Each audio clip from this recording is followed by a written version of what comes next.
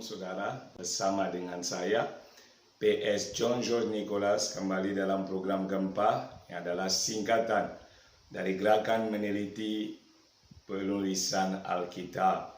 Yang lalu kita sudah belajar tentang pengenalan akan Tuhan, bahwa Tuhan secara pribadi yang memperkenalkan diri kepada kita karena Dia yang memilih kita, bukan kita yang memilih Dia.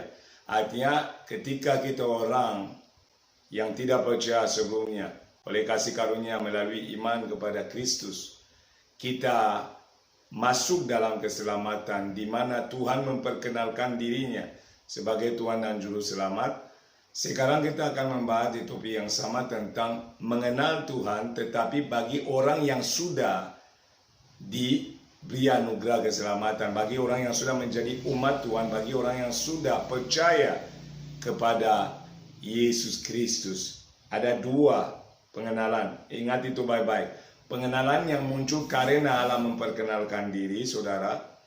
Karena tanpa Allah memperkenalkan diri, kita tidak mungkin mengenal Dia. Yang kedua adalah pengenalan sebagai umat Allah yang kita pelajari sekarang. Saya ajak saudara buka Alkitab di dalam Hosea 6 ayat yang ketiga. Kita akan belajar poin-poin yang ada di dalamnya yang sangat penting untuk kita sebagai umat Tuhan. Hosea 6 ayat 3 berbunyi, marilah kita mengenal dan berusaha sungguh-sungguh mengenal Tuhan. Ia pasti muncul seperti fajar, ia akan datang kepada kita seperti hujan pada akhir musim yang mengairi bumi. Jadi di sini kalau sudah baca dikatakan, marilah kita mengenal, ada ajakan. Kedua dikatakan dan berusaha sungguh-sungguh mengenal Tuhan. Jadi seolah-olah ada usaha untuk mengenal Tuhan. Saya perlu memastikan bahwa ini konteksnya adalah tentang umat Tuhan. Jadi orang yang sudah menjadi orang percaya. Jadi orang yang sudah hidup di dalam Kristus. Sehingga kita mencatat kita harus berusaha sungguh-sungguh mengenal Tuhan. Karena pengenalan awal yang Tuhan lakukan terhadap kita, yang Dia nyatakan adalah dasar, adalah akar. Tetapi untuk mengenal Tuhan, ingat bahwa Tuhan terlalu besar, terlalu luas, sehingga saudara tidak mungkin mengenal Tuhan hanya dalam waktu sebentar. Maka ada kata berusaha. Berusaha artinya saudara ada tindakan secara pribadi untuk tahu lebih dalam tentang Tuhan.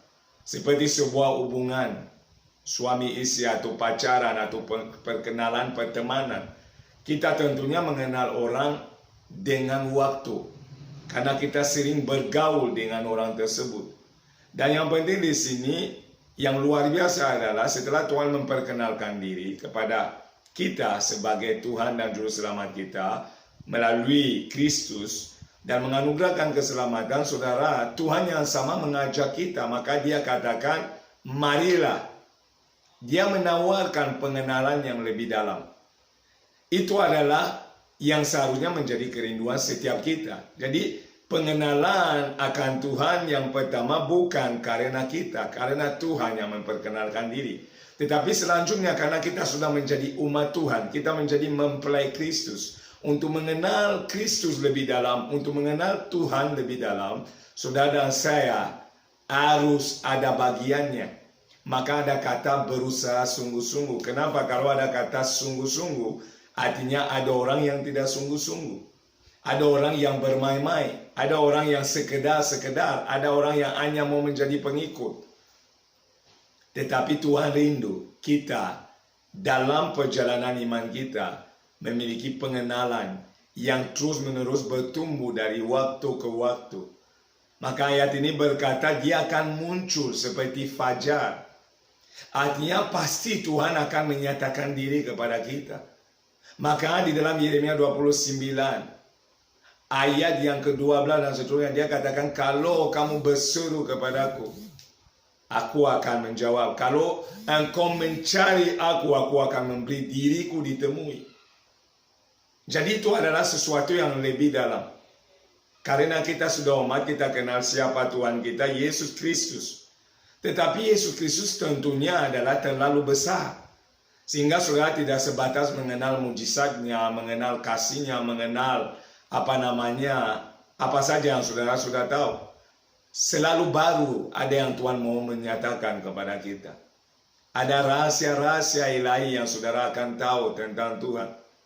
Tentang sifatnya, tentang pikirannya, tentang perasaannya, tentang rencananya, tentang banyak hal yang belum kita ketahui. Kenapa Alkitab catat segala sesuatu ada di dalam Dia. Jadi semua yang saudara butuhkan, semua yang saudara perlukan untuk mengetahui ada di dalam Tuhan. Oleh karena itu saudara sebagai umat Tuhan perlu berusaha dalam hati saudara rindu untuk datang ketemu Tuhan, untuk bersekutu dengan Tuhan, untuk mengenal lebih dalam. Sehingga saudara kehidupannya akan seirama dengan apa yang Dia mau. Maka untuk mengerti hal ini, mari kita naik ke ayat 1, saudara, supaya mengerti kenapa Tuhan mengajak umatnya, kenapa Tuhan mengajak kita mengenal Dia lebih dalam. Bukan sekedar permukaan. Ayat pertama berkata, mari kita berbalik kepada Tuhan. Sebab Dialah yang telah menerkam dan yang akan menyembuhkan kita, yang telah memukul dan yang akan membalut kita. Ternyata umat Tuhan telah berdosa kepada Tuhan. Mereka telah menjauh dari Tuhan. Mereka telah cari Allah yang lain. Mereka telah mengandalkan yang lain. Mungkin uang, mungkin nama baik, mungkin apapun yang dunia tawarkan. Orang lari ke sana dan melupakan pribadi Tuhan. Oleh karena itu Tuhan di ayat itu 3 menyatakan, marilah Dia panggil kembali. Itu tindakan pertobatan dari orang-orang yang error. Tuhan karena mengasihi, Dia mau umatnya mengenal Dia, mengetahui perasaannya supaya tidak melukai Tuhan.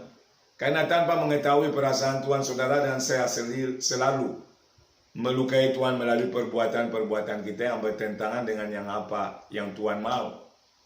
Oleh karena itu ayat ini berkata Tuhan yang telah menerkam, Tuhan mengizinkan ada musibah, Tuhan mengizinkan ada masalah, Tuhan mengizinkan ada pergumulan dengan satu tujuan saudara. Supaya saudara dan saya dapat mencari Tuhan dan mengenal Dia dengan benar. Kita lihat itu di ayat 15. Ayat 5 Pak. Maksudnya pasal 5. Ayat yang pertama, yang terakhir. 15. Hosea 5 ayat 15. Aku akan pergi pulang ke tempatku sampai mereka mengaku bersalah dan mencari wajahku. Dalam kesesakannya, mereka akan merindukan aku. Jadi di sini jelas saudara lihat itu bahwa Tuhan sebenarnya pura-pura di dalam tanda kutip, bukan pura-pura tetapi seolah-olah. Dia berkata Dia menarik diri supaya umatnya mulai dalam kesesakan merasakan butuh Tuhan dan mencari Tuhan supaya Tuhan dapat menolong. Artinya goalnya adalah apa? Tuhan mau umatnya mengenal sifat Tuhan, mengenal hati Tuhan, mengenal rencana Tuhan. Tuhan tidak pernah mau umatnya binasa. Tetapi umatnya tidak akan binasa kalau mereka sungguh-sungguh mengenal karakter dan sifat Tuhan, pikiran dan perasaan Allah. Sehingga mereka akan hidup seturut dengan pikiran itu dan sinkron. Sehingga menghasilkan yang terbaik yang Tuhan kehendaki atas hidup mereka. Maka Hosea 6 ayat 2 lanjutkan. Ia akan menghidupkan kita sesudah 2 hari. Pada hari yang ketiga, Ia akan membangkitkan kita. Dan kita akan hidup di hadapannya. Jadi di sini kita melihat bahwa Tuhan berkata bahwa di firman itu, Tuhan yang sanggup menghidupkan orang yang mati. Ternyata orang yang tidak mengenal Tuhan, orang yang tidak berhubungan dengan Allah, yang tidak bersekutu dengan Dia, disebut mati, sehingga mereka perlu hidup kembali dengan cara apa? Kembali kepada Tuhan. Ingat baik-baik, konteksnya adalah untuk orang yang sudah menjadi umat Tuhan, yang percaya kepada Yesus. Oleh karena itu saudara, ingat baik-baik sebagai orang yang sudah mengenal Tuhan dan mengalami kasih karunia, keselamatan di dalam Kristus Yesus. Saudara punya tanggung jawab untuk berusaha mengenal Tuhan lebih lagi. Melalui apa? Baca firman. Karena Tuhan menyatakan diri melalui firman-Nya. Maka ada program gempa. Kita meneliti, kita pelajari. Sehingga kita mendapati hal yang baru setiap hari. Sehingga melalui hal yang baru, ada sisi baru juga yang kita temukan dari pribadi Tuhan. Pengenalan itu yang akan mendatangkan pemulihan, kehidupan, karena di luar Tuhan yang ada kematian. Maka Yesus berkata di Yohanes 14 ayat 6 bahwa dia jalan kebenaran dan hidup. Bukan menunjukkan jalan, bukan menunjukkan kebenaran, bukan menunjukkan hidup. Tidak, dia adalah jalan dan kebenaran dan hidup. Jadi hidup ini ada di dalam Tuhan. Dan ketika saudara melarikan diri, hidup sembarangan, hidup sesukanya, ikut pola dunia, sesungguhnya ketidakpengetahuan akan kebenaran ini membuat saudara tidak hidup. Saudara hidup seperti orang yang mati hidup gitu. Tidak ada kehidupan yang nyata, maka penting pengenalan akan Allah yang berkelanjutan. Kenapa orang nggak kenal hari ini pacaran, terus udah mau menikah? Harus saling mengenal. Bahkan kalau cinta dan benar-benar menikah, dalam perjalanan rumah tangga, saudara karena berhubungan, berinteraksi, dari hari ke hari saudara akan mengenal pasangannya. Itu sama dengan Tuhan rindu kita mengenalnya. Khususnya bagi kita yang sudah menjauh dari Tuhan tanpa kita sadari maupun dengan sadar, kita harus kembali kepada Tuhan. Dengan cara apa saudara? Bertobat dan berusaha mengenal Tuhan lebih. Karena Tuhan yang adalah Allah yang memberi kasih karunia adalah juga Allah yang sama yang disebut oleh Alkitab sebagai hakim. Maka Daniel ingat akan hal ini dan hidup benar di hadapan Tuhan. Tidak mau ikut pola dunia ini. Dia mau berbeda dengan yang lain. Kenapa? Dia kenal Allahnya. Dia tahu yang menyenangkan Tuhannya. Dia tahu apa yang dikehendaki Allahnya. Apa yang dirancangkan Allahnya. Pengenalan inilah yang membuat Daniel hidup benar di tengah bangsa yang penuh dengan kedurhakaan. Kenapa pengenalan itu dialami dari waktu ke waktu? Alkitab catat Daniel berdoa 3 kali sehari. Itu selalu begitu, bukan ketika ada masalah. Seringkali Daniel punya pola yang benar. Kenapa? Melalui pola doa dia tahu dia mengenal Tuhan di sana. Itu adalah bagian usaha. Melalui baca firman, merenungkannya, saudara sedang berusaha mengenal Tuhan. Sehingga roh Tuhan, Roh Kudus yang adalah Guru Agung akan datang dan mulai membukakan apa yang saudara dan saya perlu ketahui. Tetapi ini bukan seperti yang pertama, iman yang muncul tiba-tiba Yesus adalah Tuhan sehingga kita percaya Tuhan memperkenalkan diri. Tidak. Yang ini saudara sudah tahu Yesus itu Tuhan dan Raja saudara, Juru Selamat saudara. Tetapi Yesus itu terlalu luas untuk dikenal. Sehingga saudara punya kewajiban untuk terus belajar mengenal Tuhan melalui persekutuan doa, melalui renungan firman, sehingga melalui kuasa Roh Kudus, hikmat Tuhan akan beri, wahyu Tuhan akan beri, sehingga saudara mulai mengenal Tuhan dari hari ke hari lebih baik. Dan semakin saudara mengenal Tuhan, saudara tidak mungkin mau menjauh dari Tuhan. Semakin saudara mengenal Tuhan, saudara mau mengakar di dalam Dia, karena saudara tahu di dalam Dialah saudara hidup. Maka kita lanjut di ayat 3 yang tadi dikatakan, marilah kita mengenal dan berusaha sungguh-sungguh mengenal Tuhan. Ia pasti muncul seperti fajar, dia akan datang kepada kita seperti hujan pada akhir musim yang mengairi bumi. Jadi adalah kepastian ketika saudara berusaha, Tuhan akan menyatakan diri. Fajar tidak pernah tidak muncul. Bicara kepastian. Hujan yang turun, hujan akhir adalah hujan yang lebat, yang memenuhi semua, bahkan kalau bisa banjir. Artinya semua bagian kehidupan kita akan mengenal dampak dari pengenalan itu.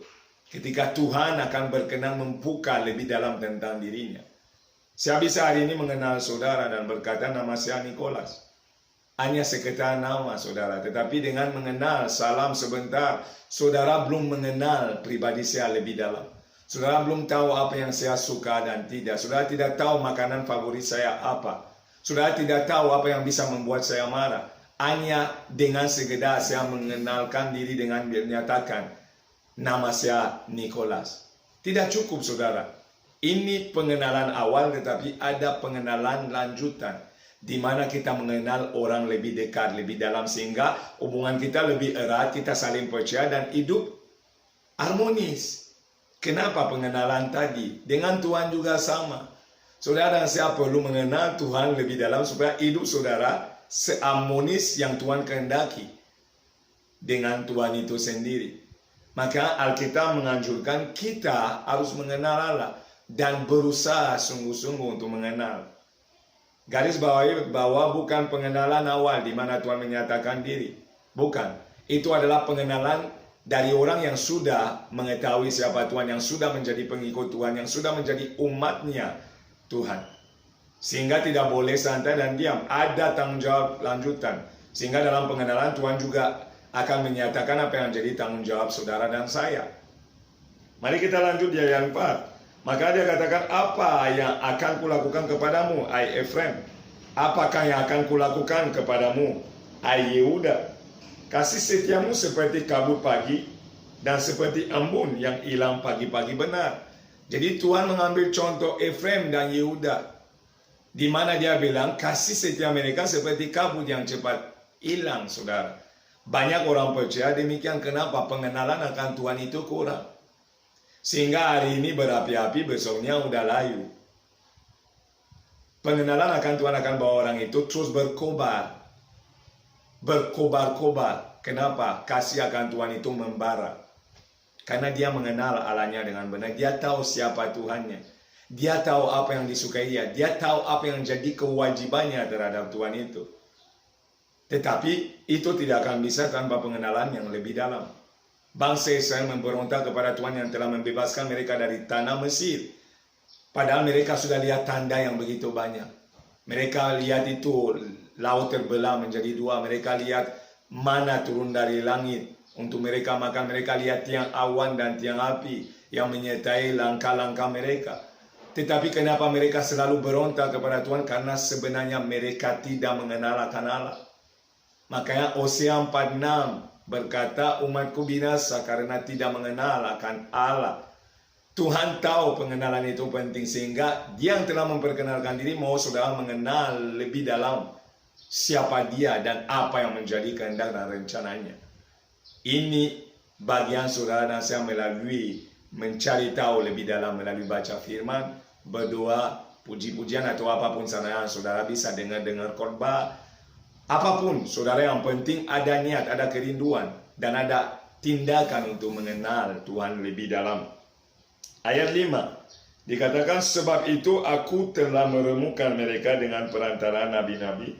Aku telah membunuh mereka dengan perkataan mulutku, dan hukum-hukumku keluar seperti terang.